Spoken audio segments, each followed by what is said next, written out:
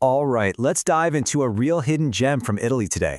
We are uncorking a super unique, incredibly aromatic red wine, and it has a name that sounds like it's straight out of a poem. You're going to want to hear this story.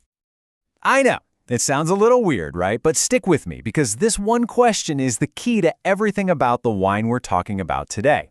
It opens up a story that's packed with folklore, incredible resilience, and just amazing flavor. And here it is, Lacrima di Monte d'Alba. The name literally translates from Italian. Lacrima means tear.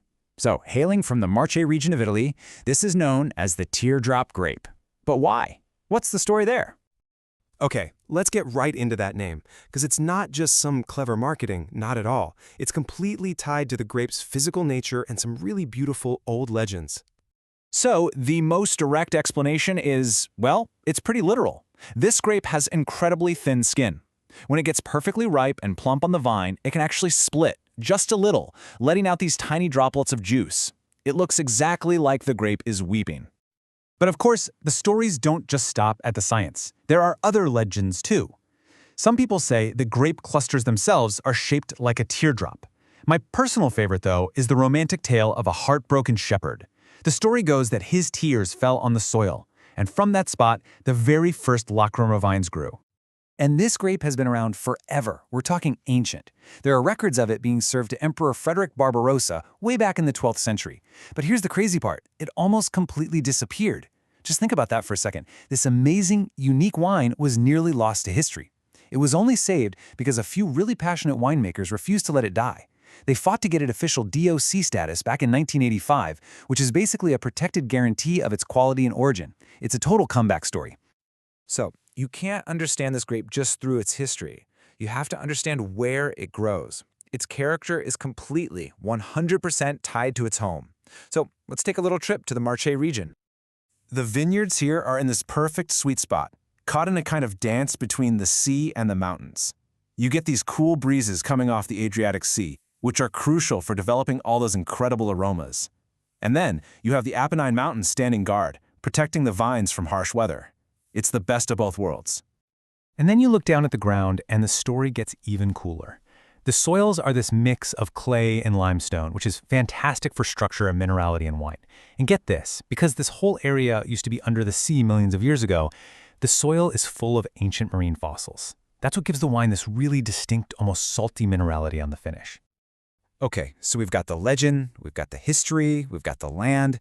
Now, how do winemakers take this super delicate grape and turn it into the beautiful wine that you find in the bottle? Remember that thin skin? Well, that means you have to be so careful. The grapes are almost always harvested by hand. Then they're pressed really, really gently to avoid any harshness. The fermentation is kept cool and controlled to keep all those fresh, floral aromas intact. And then, depending on the style, the wine is aged either in stainless steel tanks to keep it bright and zippy, or in oak barrels for a little more complexity. And don't go thinking Lacrima is a one-trick pony, because it is seriously versatile. The standard DOC version is all about that fresh, aromatic burst of fruit and flowers. Then you have the Superioria, which is a more serious, structured wine that can actually age for a bit. And lately, producers are making some absolutely fantastic rosé and even sparkling versions. All right, this is the moment we've all been waiting for. We've gone through the whole backstory, but what does it actually taste and smell like? What's the big reward when you finally pour a glass? This quote just nails it. This isn't some big, heavy, brooding red wine. It's an experience. It's all about elegance and aroma. Seriously, it's like burying your nose in a bouquet of fresh flowers while you're eating wild strawberries. If there's one defining thing about Lacrima, it is the absolutely explosive aroma.